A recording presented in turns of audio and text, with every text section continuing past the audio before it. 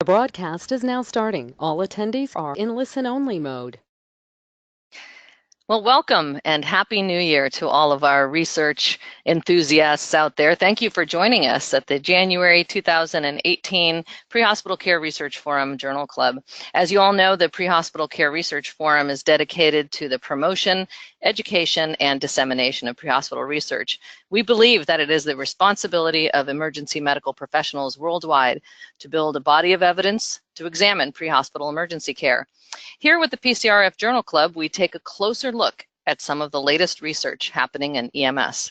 I'm Megan Corey, and I'm joined by Dr. Bill Toon, David Page, and Sean Britton. And I know we have a number of associates out there, too, who are listening. We can bring you in during this conversation about the study that we'll be reviewing today, which is entitled Multistate 5-Year Initiative to Improve Care for the Out-of-Hospital Cardiac Arrest, Primary Results from the HeartRescue Project. And this was published in the Journal of American Heart Association 2017. Now, as usual, this review is paired with an article written by columnist Dr. Tony Fernandez in EMS World called The Trip Report, Turning Research into Practice. We encourage listeners to check out this article, and in particular, an article like this that's heavy on the statistics and lots of tables. I think it's a really good idea to check out Dr. Fernandez's article ahead of time, and then before you pour through this kind of article. We'd also like to announce a few upcoming research opportunities in the new year. The deadline for new abstracts, both educational and clinical, and this is for both the 2018 National Association of EMS Educators Symposium and the EMS Expo International Scientific Symposium will be April 30th, 2018. That's the deadline for the abstracts. We will be sure to provide you with monthly reminders before our podcasts about these exciting opportunities for budding researchers. Well, thank you all for joining us today. So let's jump in, and we want to remind listeners that you can use the chat feature on your screen to type in questions and comments, and we'll bring those into the conversation as we go. So let's start on this HeartRescue Project report. Well, a little background. I think we're all aware as EMS providers that cardiac arrest and out-of-hospital cardiac arrest is a complex condition, over 400,000 a year in the United States estimated, and requires many modes of care from many diverse providers, including members of the public and dispatchers, first responders, EMS providers, and hospital providers and all ancillary personnel that are along the chain of survival. And we know that there's been a lot of research over the years, but that most of that research on outcomes comes from research networks or communities and local areas rather than population-based research. The Institute of Medicine report in 2015 also called for a more public health approach by calling cardiac arrest a public health problem and one that needs a public health model. And other countries have had such successes in using a public health model and improving survival. I know 2 were mentioned in this article, Denmark and Japan. And the hope is that by having a public health model, we can achieve on a broader scale, more public engagement and involvement, at least awareness, system accountability, and then programmatic improvements. And maybe that then will result in an improvement in survival and an overall improvement in public health. So I'm going to turn it over to Sean. Sean, can you tell us then about this study and about the HeartRescue Project and CARES and the initiative that's going forth? Thank you, Megan. So the HeartRescue Project is essentially trying to create a large registry of individuals that are suffering from out-of-hospital cardiac arrests.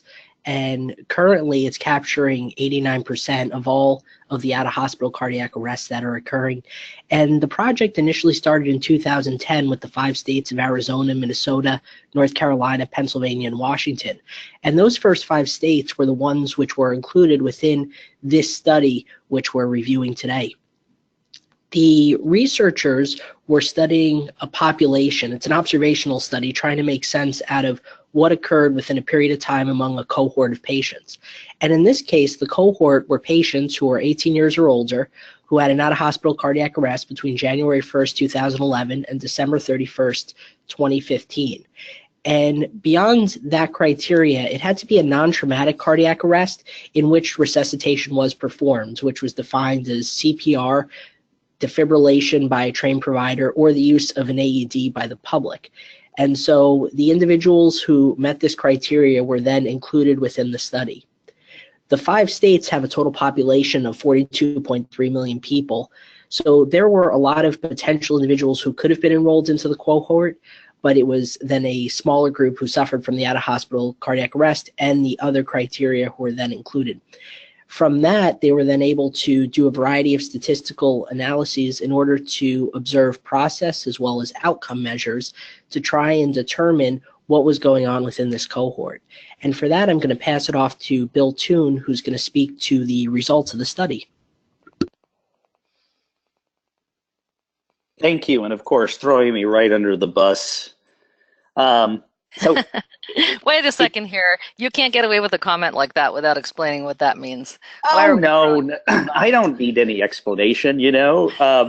That wouldn't be realistic. But hold on here a second. Let me pull up a few things here so I can jump into this discussion. So when Megan, you touched on it, but both of you touched on it. This is it's an open access article, and I don't remember if you mentioned that, Megan. So they can go out, any of the listeners can go out and actually download, and I would encourage you to do it, to read it, because there's a lot of information in the charts that are provided and the information that is provided in here that will help you get a better understanding. And as you also mentioned, reading Dr. Fernandez's trip report is also of value. So in the group, they ended up being, and I'll just use round numbers, over 66,000 patients that were treated for presumed cardiac arrest during the time frame already outlined.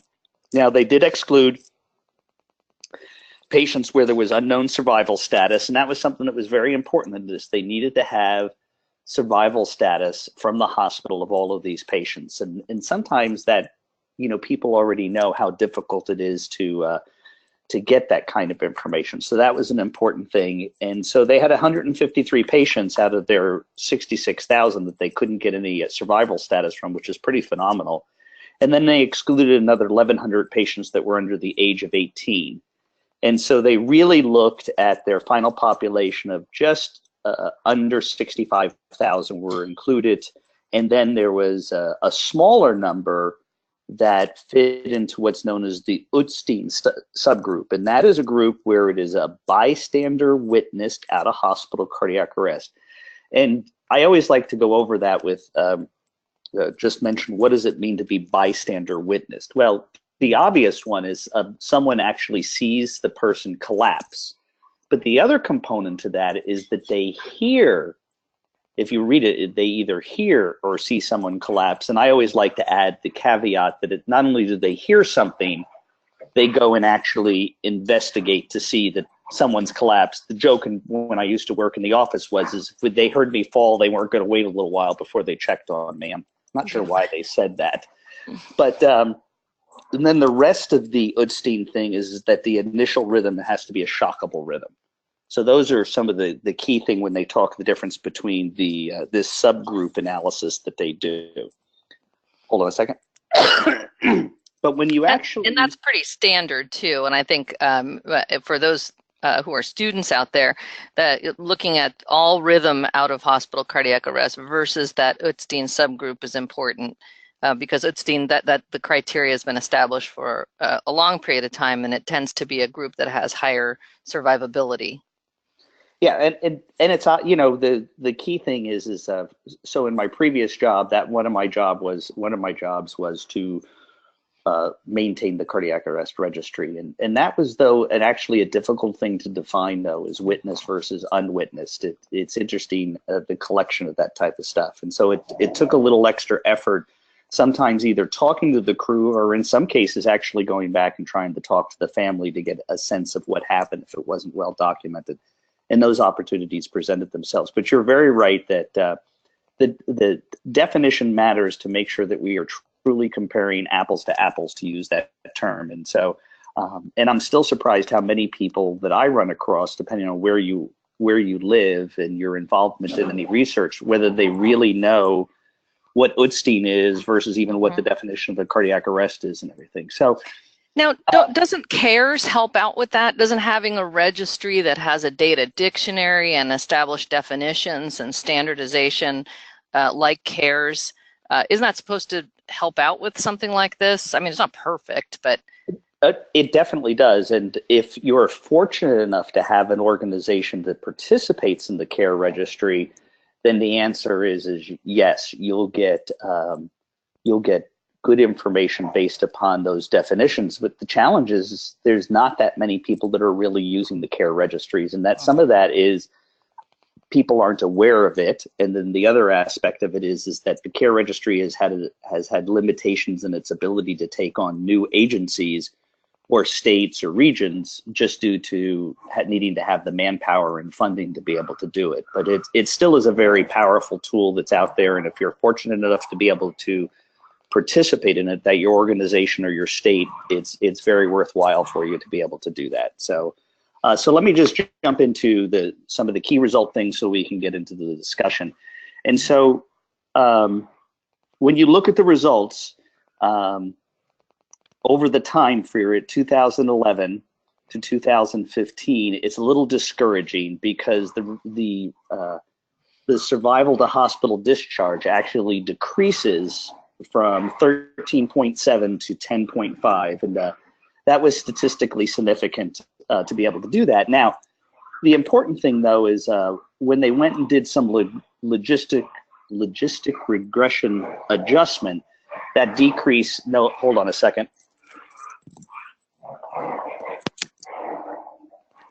Sorry, the two dogs decided it was time to fight behind me, and that's if you hear that, I apologize. So the children get their after lunch playtime. So once they did this logistical regression, they were able to basically say it was no longer statistically different. It didn't meet statistical significance, but that, you know, you're talking not huge numbers of people. It's still discouraging to see that things have changed. When they looked at just the OHCA patients, there was really no dramatic difference in that group at all statistically over that time frame and stuff. So the other thing that I think when you look at this that I think is really amazing with their results is over time, they were able to increase the number of capture rate, you know, how much complete information they could get. So when they first year, they were only able to capture about 42.1%. But in the final year, they got it up to 85, and 1 year was as high as 88. And so to be able to collect more of this data and be able to have it for analysis is really a powerful thing. And what I don't think people understand is with a project like this, the amount of funding that's necessary to hire the personnel to be able to do this kind of work is really phenomenal. And I think since this is just a preliminary report, I'm very excited to see what happens after they've had more time to analyze all of this information and be able to present some further things. So remember, this is just preliminary stuff. The message they say at the end of this is, we still have room for improvement, is really what it boils down to when it looks at out-of-hospital cardiac arrest, at least within these states that we're dealing with.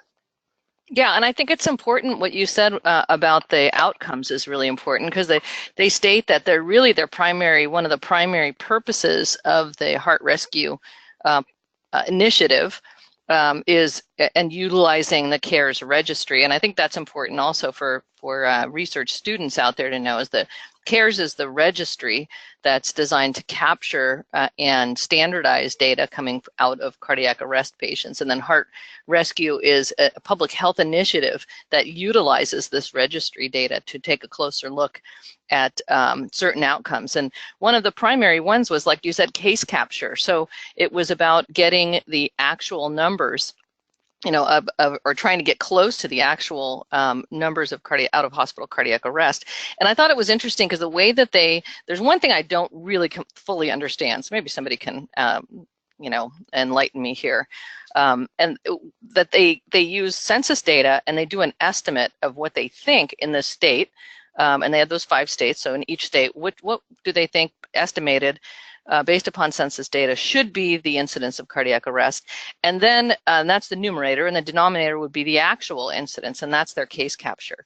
And as you said, the case capture increased from 39% to like 89.2% in all of these over time, over the 5 years. It was full year 2011 through 2015, so it was 5 years of data.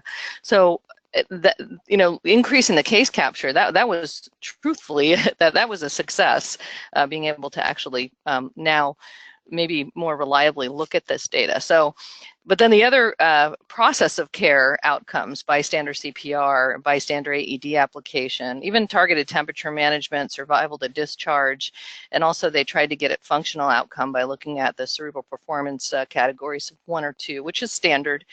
And then using a number of different, tests to look at, the comparisons, and then the tests of trends, trying to get at some of the, a look at what were the outcomes in these categories.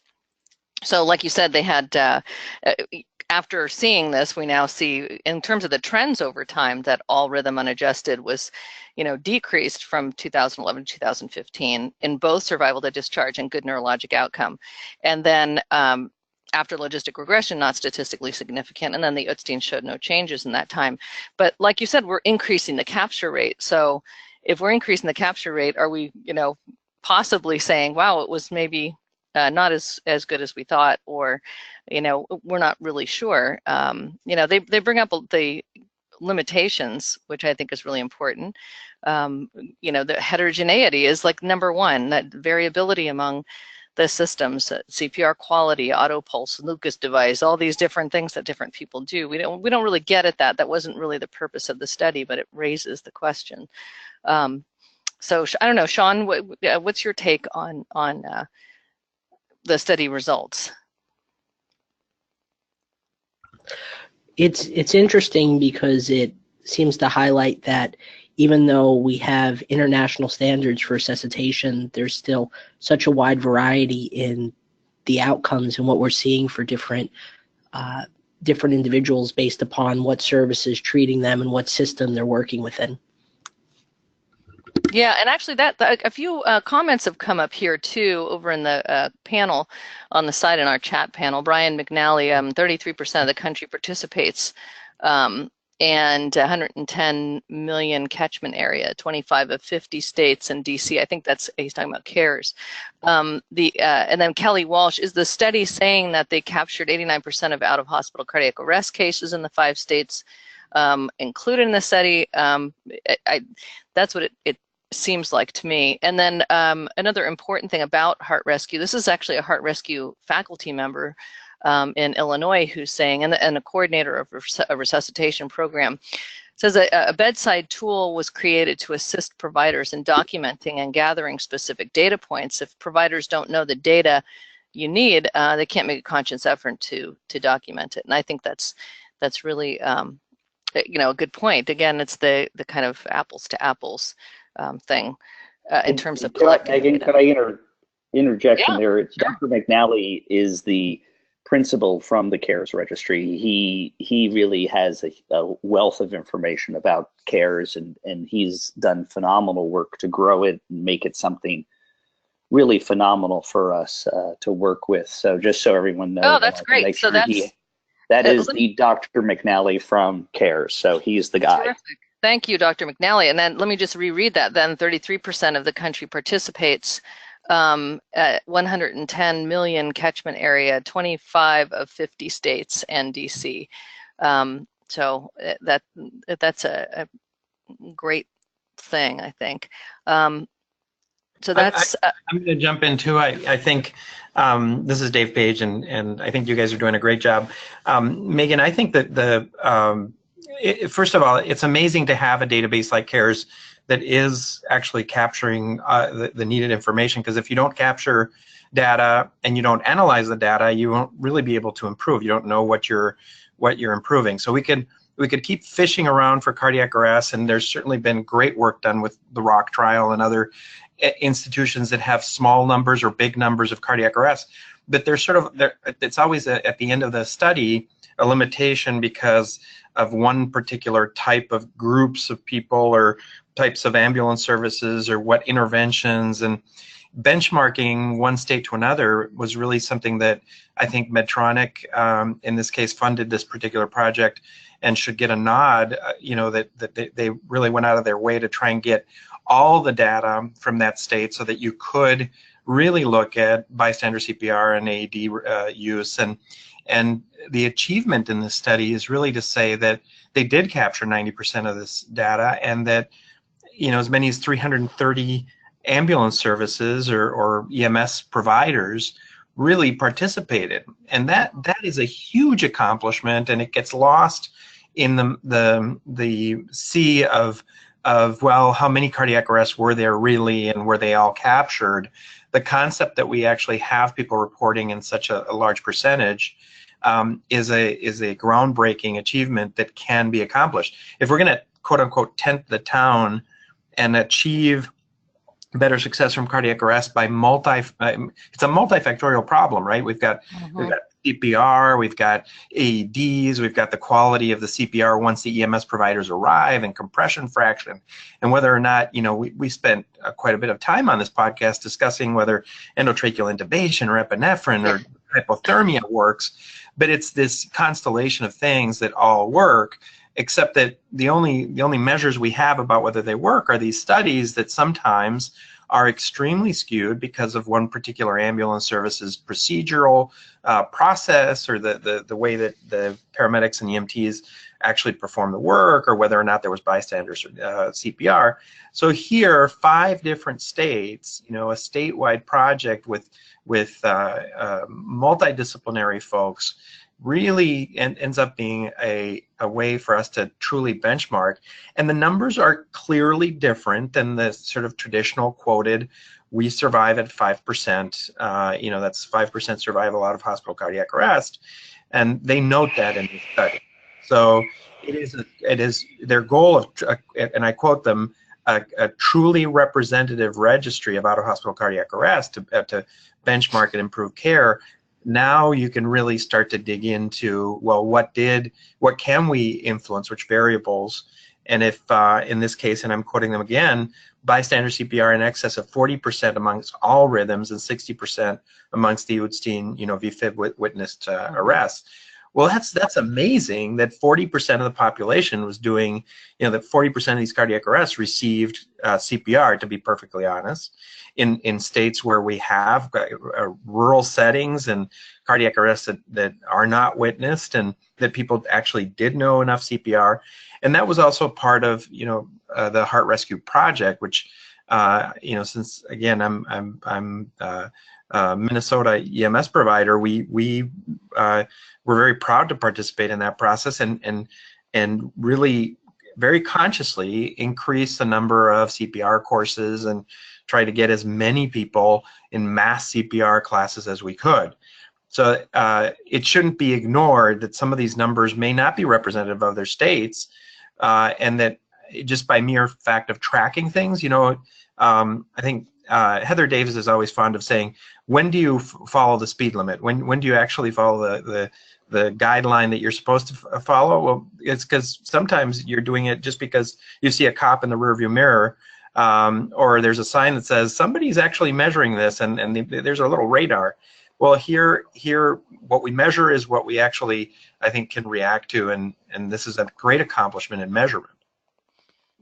Hey, Dave, I want to jump in there. 2 things. One is that I think that you touched on is over the course of the 5 years, they got up to 330 different EMS agencies, but there was a core group of 65 that participated over all 5 years of the thing. But the fact that they were able to grow it and increase their capture rate was really excellent. And just one caveat everyone needs to know, yes, Dave does practice in Minnesota. They excluded all of his patients from this study.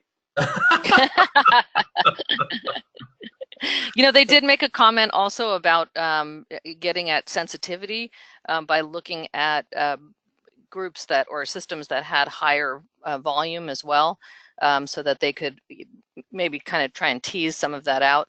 But I think I agree with you in terms of the bystander CPR. I wasn't sure, initially looking at this, wow, that seems like a pretty good rate, especially given that the case capture went up to almost 90%.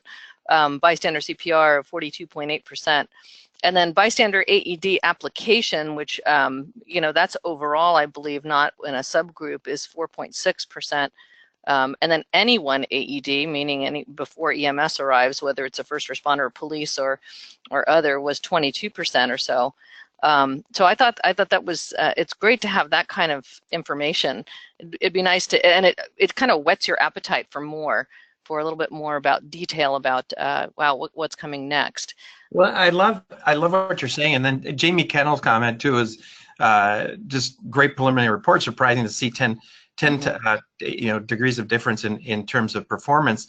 2.7 to 26.5% variation in patient survival across EMS agencies. And I actually think this is a big internal sort of red flag, big problem for EMS, is that we do have agencies where cardiac arrest is a big priority, and people spend a lot of time going, okay, what is your compression fraction? We're going to analyze the cardiac arrest, and we're going to pick it apart and go, how could we do it better next time? And that each individual person, each individual provider, EMT or paramedic, needs to embrace that review and think about it like a cockpit voice recorder in an aircraft, where after the event occurs, you kind of reanalyze it and go, where were our mistakes so that we don't make them again. I think that there are lots of agencies that don't do that, and so would it be surprising to know that in fact we do have a huge variation in survival, and that part of the story isn't just bystander CPR and AED availability. It's how much do we, quote, care, and pun intended, about the type of pit crew CPR we do, and whether we can actually orchestrate it and practice it enough that when the cardiac arrest occurs, because if anything, these numbers tell us it's not very frequently, especially fewer in Minnesota even, good place to live, and maybe a good place to die, I don't know, but it definitely is a lot of people that have to practice this so that when it happens, it's not just like, oh, well, what was that again? How do we do that again? Kind of thing. Yeah, well, and it's probably not fair. You have a little built-in therapeutic hypothermia there in Minnesota too. I had to get that one in. Sorry. Kelly Walsh says something though that I find a little sad. She points out, she couldn't agree more with you, by the way, about CARES, a great QA/QI tool, and said agencies don't realize the value. There's great hesitance to participate for many agencies. That makes me very sad. Well, it makes me sad too. We actually have Brian unmuted. I wonder if he wants to make a comment. But it is actually pretty sad that people would either not know about it or not care to participate in it, when it is again, part of our culture should be a culture of safety, a culture in which errors are systematically reported and rooted out, instead of an embarrassment of feeling like maybe we don't do a good job, kind of thing. Mm-hmm. This is Brian. Thanks for letting me join this great discussion. HeartRescue really was very helpful in the involvement of participation in the CARES sites. About 7 years ago, we were only working with a handful of states, and the opportunity to partner with the HeartRescue group really allowed us to go from onboarding one community at a time to trying to onboard a state where we have a coordinator that can help bring on those respective EMS and hospital agencies. So a lot was learned, and really, and you've already mentioned it, very clearly, but just to say it one more time, arguably for quality improvement, measurement is the first step. And CARES, when we began collecting, that was really the focus. We didn't have any data in our community in Atlanta, and there were a handful of communities back in 2004 that were doing this successfully, mostly mature EMS systems that had resources that recognized the need to link their EMS record with the hospital record, which back then was usually a phone call, once a week to the respective ICU nurse to find out how the patient did. And when we began collecting data back in 2005 in Atlanta, the first city to come on board, we kind of worked through trying to streamline that process of linking the ambulance record with the hospital record. fast forward today, a lot of what we've learned about expansion has been at the state level, and HeartRescue helped a great deal with that, because we recognized if you want to eventually grow a national registry, it's one community at a time, but ultimately it's one state at a time, and that's where we think quality improvement is really best focused. You know, some communities may have hesitancy, as you mentioned, to participate, but if you get communities in a local region to participate, usually the ones on the border that aren't, they'll come on board when they see there's enough critical mass, and that's sort of like a soft peer pressure model. We think the same model applies at the state level. If you have a state has the ability to put a coordinator in place, and essentially that's what HeartRescue allowed us to do with 5 states at once, and then eventually Illinois came on as a 6th state, and AMR participated nationally with a subset of their sites. That's exactly what has allowed us to continue to expand since HeartRescue began to now almost essentially half the states in DC, as mentioned earlier. So a lot of it is really about getting communities to participate. The one other mention I wanted to point out is at the beginning of the HeartRescue initiative, there was actually discussion, thoughtful of course, about the goal of trying to improve survival was really one of the objectives, but also getting these communities to collect data, a lot of other good things that have come out of the project. One of the concerns initially was, you know, survival might actually go down as a result of a number of these states already had participants that were on board at the beginning of HeartRescue, and concern about recruitment bias, meaning if you've got, you know, communities that sign up first, there may be some selection about who's signing up first as opposed to who's signing up last. And if you onboard communities over time, and that's essentially what they showed in the study was, you know, survival trends may actually go down. We've looked at that data nationally with CARES, where if you look at the same cohort, meaning every community that participated in CARES in 2015, and then track that group, because thankfully very few communities drop out over time, that's probably an easier way to say, is there been a change, because you're looking at the same participants. HeartRescue was really trying to onboard, you know, states. So there was always a concern about recruitment bias, but no one was afraid to move forward with the project, that, you know, being concerned about how the data how the numbers might be crunched. So I just point that out, that there was concern, and you could understand from going from a state that some of these states that had, you know, less than 20% on board to almost 90%. There's going to be differences, of course, as you bring on new agencies. You know, now that the states, for the most part, are mature, tracking how they're doing in quality improvement efforts at that level, we think are what people are now most focused on. It's all in there, but thank you for letting me comment. It's awesome that you're here. I honestly, what a pleasure and an honor to have you on the podcast. It's good you sent the email this morning, because I was like, oh, that's interesting. I want to. I was very They're talking about us. Your timing was perfect, and I wasn't doing anything at 1 o'clock, so thank you. Well, and I just want to pick up on something you said in terms of cardiac arrest research has some sort of very difficult to achieve gold standards, like getting outcomes, CPC, survival to discharge, neurologically intact. You know, the CPC score is sort of where it's at, and there's a comment from one of the audience members, Jamie Kennel, about, well, what is the hospital variation performance in and of itself? But without the data to actually start to, you know, properly analyze this, it's all left to a guessing game of, well, it could have been maybe the airway that they used or the type of care they received here and there. And this concept of big data and using that big data to actually be representative of these states was a big step forward. And you know, I just want, for the listeners who don't know if perhaps there was some nefarious reason why Medtronic might have funded this to sell more defibrillators or whatever, to their credit, the foundation is a separate organization that really funded this effort to just find out where we are, to improve the way that we do care overall. And I think that's worth mentioning, that sometimes we do have to partner with you know, private institutions that fund these efforts in order to achieve the type of representative databases with gold standard data. Otherwise it's just, garbage in, garbage out, and those data collection tools just become another excuse for people to hate, computerized charting, or the next thing that, we will mope around in the ambulance about what we have to do.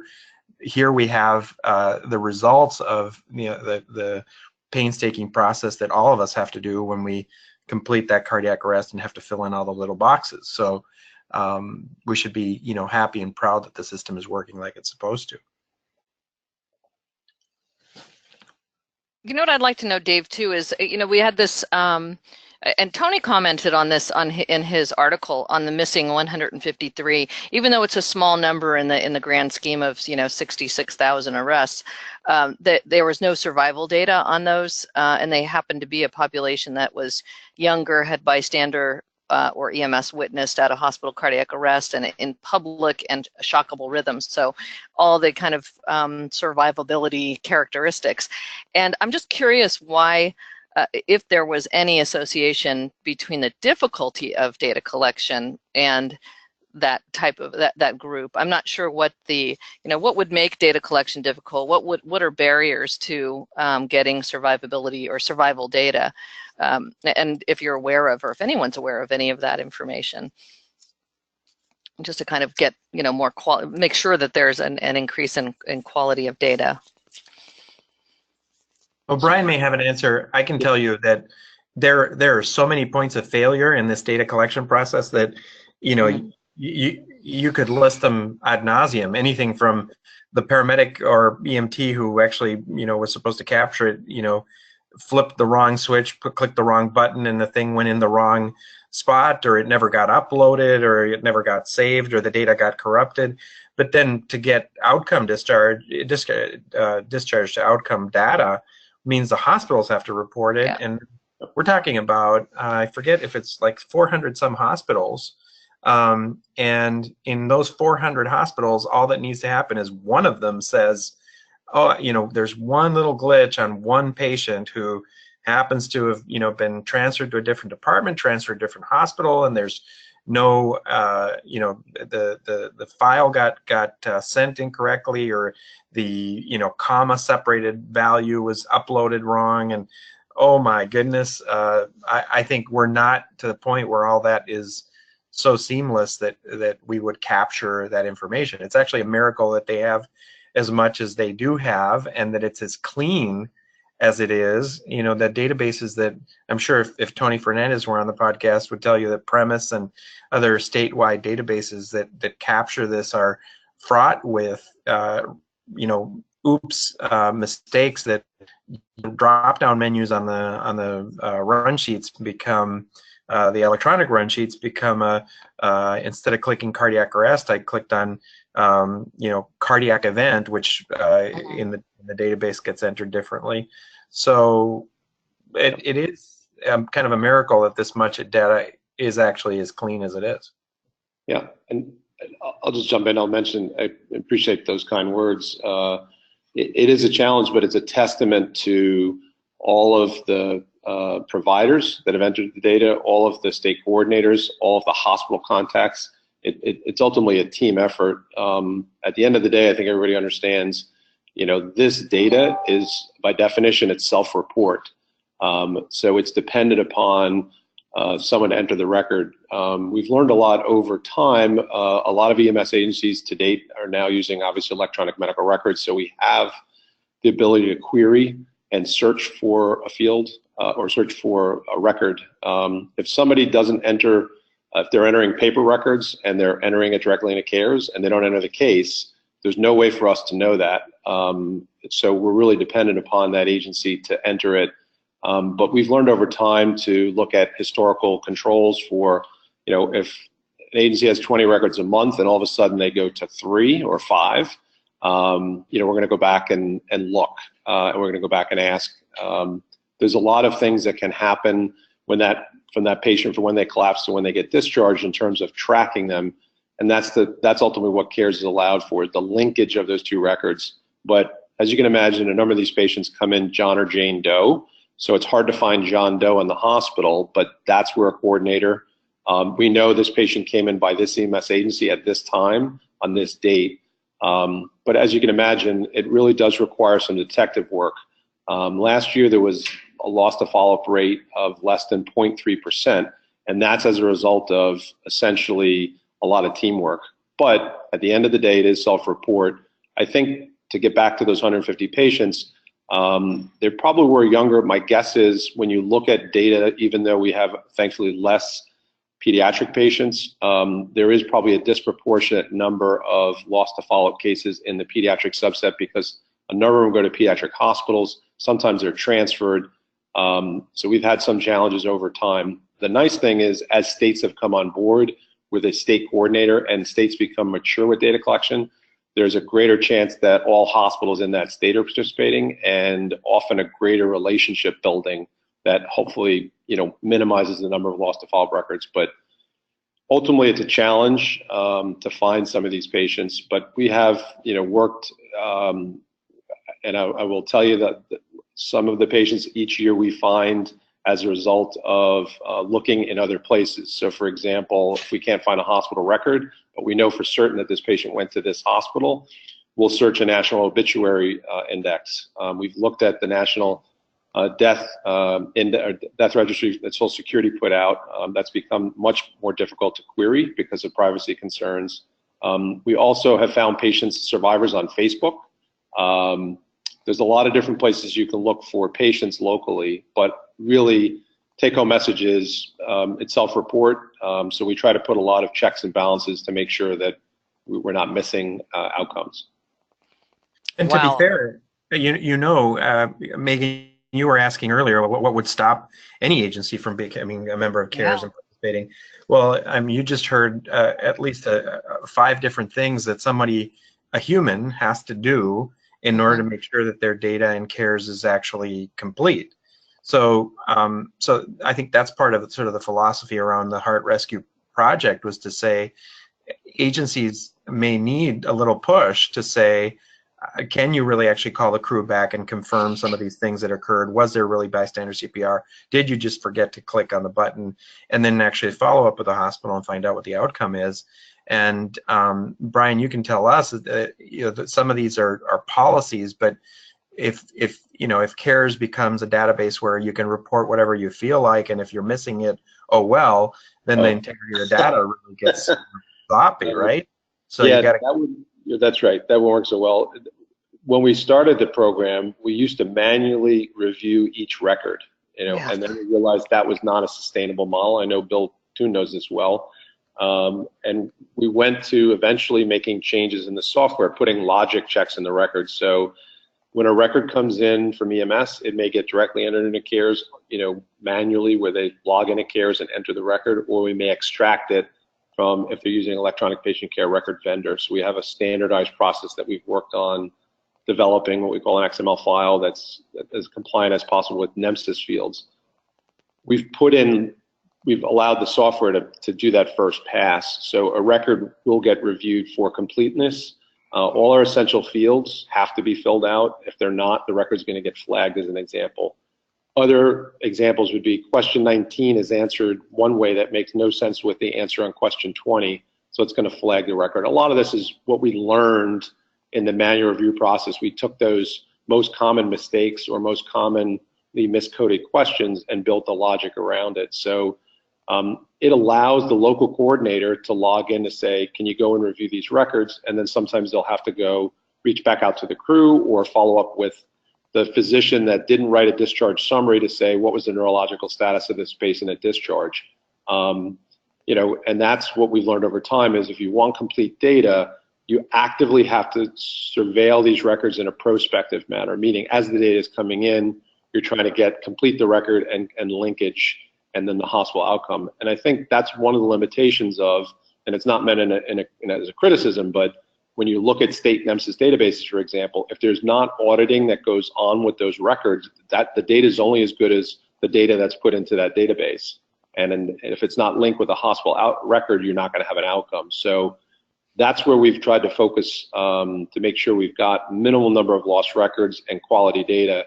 We've had to go back and refine the software, but it still ultimately requires somebody locally to say, well, that record got flagged. I have to go back and try to fill in that blank or make sense of this. And a lot of this is based upon educating the field providers on the front end, as well as the hospital contacts, as to here's how you would code that question given this situation. Do you understand why we're collecting this data?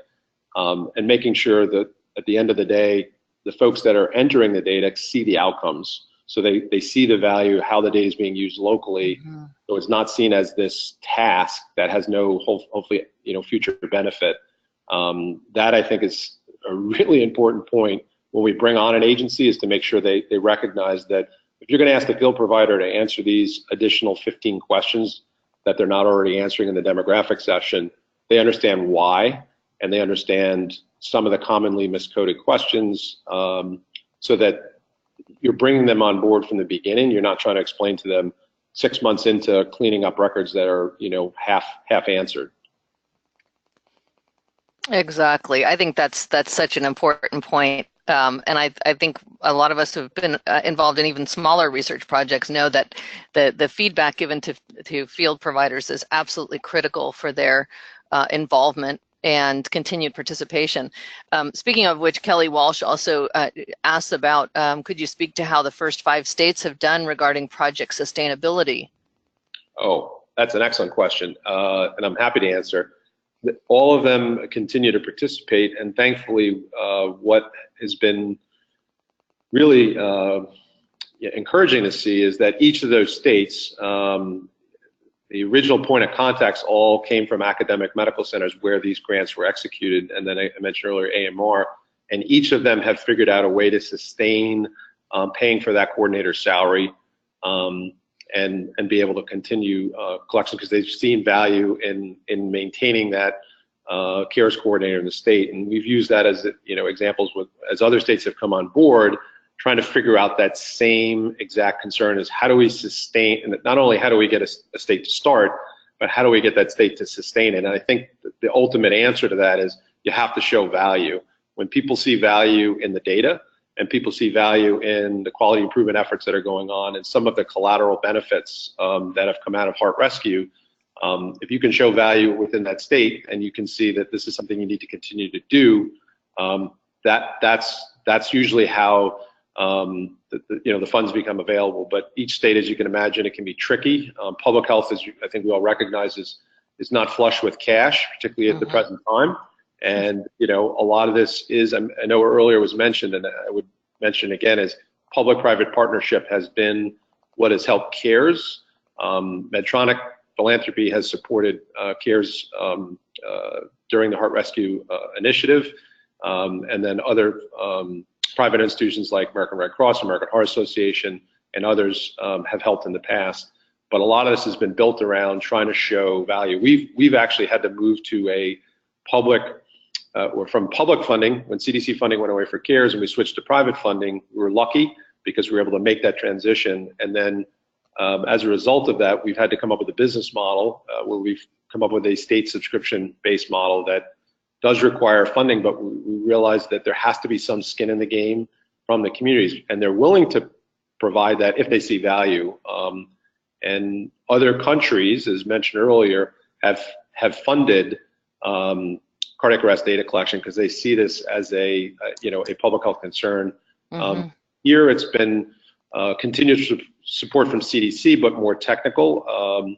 In the last few years, and the relationship has been strong, but the funding, their budget was cut when our budget went away. A $200 million budget got back in 2012, and I think we all recognize now that they're going to have budget cuts as we speak, unless there's changes. But that's the reality. Is public-private partnerships have been key to sustaining cardiac arrest data collection and CARES, and it's a different business model in this country than in some other countries where it's funded. Singapore pays, they have local funding at a country level. Denmark, as was mentioned, South Korea CDC pays. Japan is based on it's a national fire department, so it's a sort of a top-down approach. And the IOM panel that was mentioned earlier, there was a lot of discussion about, acknowledging in their first recommendation to be a national cardiac arrest registry and pointing back at CDC was a meeting a few weeks ago where it was very clear that there is no funding, at CDC level. It's not that they don't support this initiative, it's just they don't have the budget for it at the present time, and I don't think they're going to have that in the near future. That's the reality. So what does the future hold then for CARES? Where are we headed, or how much longer before you have to be concerned about this again? Always concerned, but the current model's working where we have it's really a private, a private and subscription-based model where states will pay for they pay for their coordinator, we train the coordinator, and they provide for a flat $15,000 fee. That's really to provide for our overhead costs, and then the private funders that have continued to support the project. That's, so each state, as they come on board, we're able to scale it to getting that state to come on board, and each state has tried to figure out, sometimes it's been an academic center that's paid for that coordinator, sometimes it's been the state office of EMS, sometimes it's been in the state hospital association, or a combination thereof. And that's why we've been able to continue to grow and continue to work with the sites and bring on new sites, but it's based upon not a one lump sum federal check that's being written. It's really based upon states participating and finding how to figure out how to pay for that coordinator, and then the overhead subscription fee. Well, that's important. I think the trying to figure out what's the what would make someone, what's the driver for a system to say, well, we really should participate in CARES, and we really need to make sure that we're entering this data. It sounds like it should be coming through the state EMS office. Then, is that correct? Yeah. If you're a local agency or a fire department or a fire service in an urban center, yeah. What tells you, I think we should be participating in this. I think I mean, at the end of the day, it always has been, and for the foreseeable future, it's a voluntary process. There's no mandate, there's no requirement. I think HeartRescue really showed how you can get states to participate at the state level in a reasonable amount of time when you put a coordinator in and you grow it from within that state, and people see value in the process. Some of it does require a little bit of cajoling, sometimes some soft peer pressure. A lot of it really comes down to getting communities to understand that without outcome data, it's really hard to understand how you're doing, and that's arguably the first step in doing quality improvement. And we've had communities come on board that they get their first year of data and they're like, ooh, we're below. And again, it's not really trying to get them to focus on what their number is. It's getting them to focus on, now they know where they're starting from, and then making local changes and being able to longitudinally go back and see whether there's been impact. Even if it's a small community and they have 10 cardiac arrests a year, where you would never, there would always be a sample size issue. If one more survivor, you're going to have a significantly different result year to year. But just the fact that people are looking at their data suggests they're probably doing other things. Some communities may just be looking at their data and not yet doing other things. A lot of it is when a state becomes mature with data collection, then a lot more energy and focus can be then focused on doing quality improvement efforts. Anything from community-based CPR training to obviously telephone CPR. We all know there's a great opportunity there. A lot of communities will tell you they're doing telephone CPR today, and then they may, but when you ask them basic questions, you'll find out in a lot of cases there's not traditional dedicated training at the dispatcher level. There's no QA on that process, which we can provide for with CARES. And we've seen communities when they do a dedicated educational one-day program with their dispatchers, and they begin to look at how are they doing with getting the caller, control of the caller, to get them to start CPR, and then actually look at how long that process took, and then feeding it back to the dispatchers. There's something that could be done in most every community and doesn't cost a lot of money. It does require time, it does require some effort, but we've seen before after data that shows you can significantly increase your bystander CPR rate by training 20 dispatchers rather than 1 million people in CPR, which would take much longer. So I think at the end of the day, to get back to your question, what does it take for a community to come on board, or why would they want to? I think it's that they recognize that they need to, that information should help them to improve the care to these patients that are having an out-of-hospital cardiac arrest. And to some degree over time it becomes, when we started the project, it was really trying to cold call and convince people to do this. And now more of the time it's, state saying, well, how can we bring on our state? And I think there's been a much greater understanding of the need to look at data and to do quality improvement. It's really a measure and improve, philosophy. And I think people get that with cardiac arrest. You need to have measurement and you need to do improvement activities if you want. The variability in outcomes with large communities, which has been published, says a lot. Why would there be 6 or 7-fold differences? Some of it will be demographics. We know that certain patients demographically may live alone more than others, so there's a greater chance no one's going to witness this event. It's really kind of hard to address that issue. Though technology may, but when you look at the significant variability in outcome, either by census tract or by community, some of that is a quality and a timeliness of care issue. And communities that have done quality improvement on this over years can tell you that it really requires a long-term effort, from getting everyone involved. And a lot of this is really focusing on the community aspect of cardiac arrest. The care that occurs in advance of that EMS unit or first responder unit arriving, in your living room is, did everything else happen as best as possible before that? And that's often, I think, what can be a differentiator. The care that's provided, of course, and then the care at the hospital, all of that's important. But if no one's doing CPR and you could have started CPR through your dispatcher 3 or 4 minutes earlier because of education, that's a win. That sure is.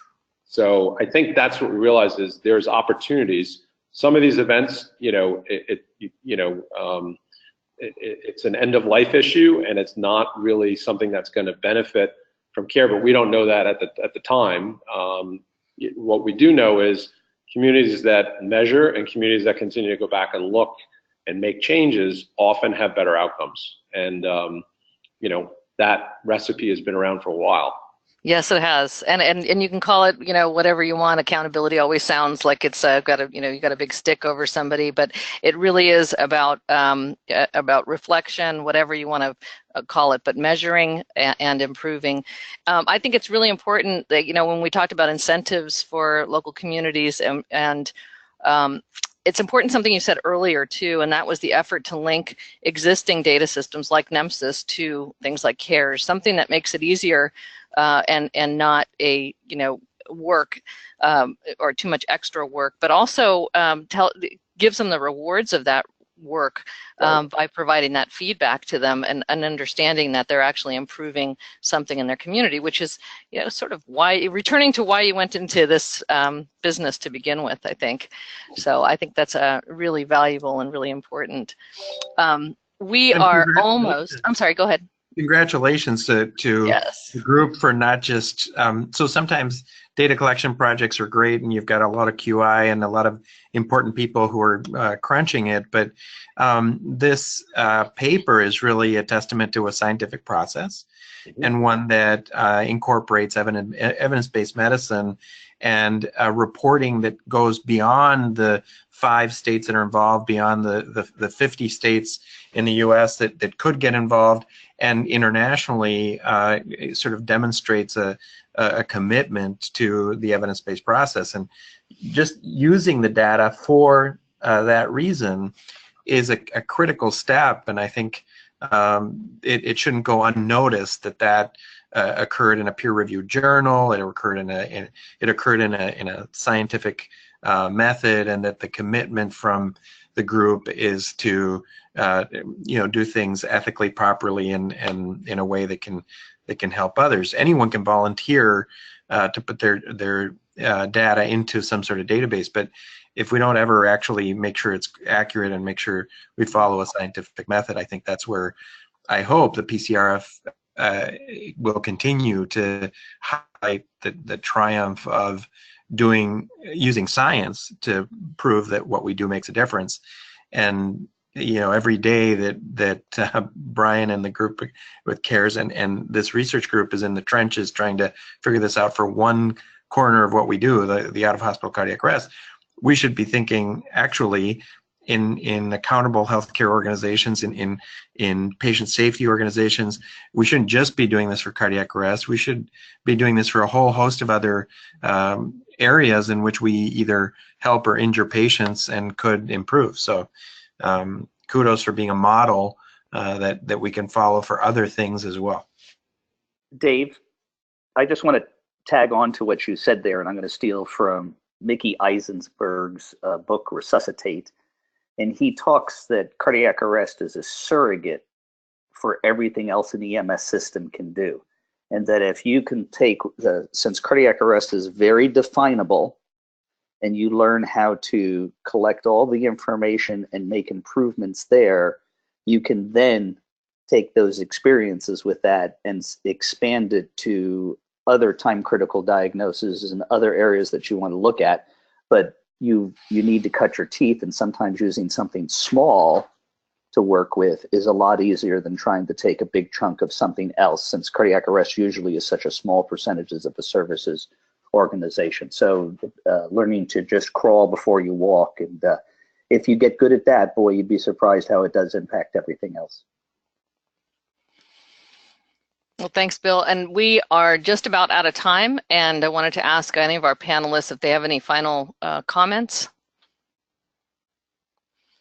Well, what a tremendous session. And I'm sorry, was that Sean? Were you trying to say something? I was just going to say thank you for the opportunity to participate. This was a great discussion and a great session of the PCRF. Yeah, thanks to Dr. McNally to make this a very high quality session. You added some outstanding items to this, and we really appreciate you joining in and helping us understand the HeartRescue Project and the CARES Registry. So thank you very much. Sure. Thank you for letting me join, and appreciate this great discussion.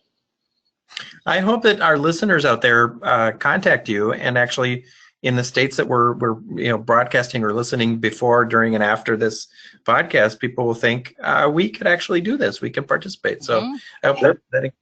Yep, CARES, mycares.net. Feel free to look forward to emails. Thank you about that. mycares.net.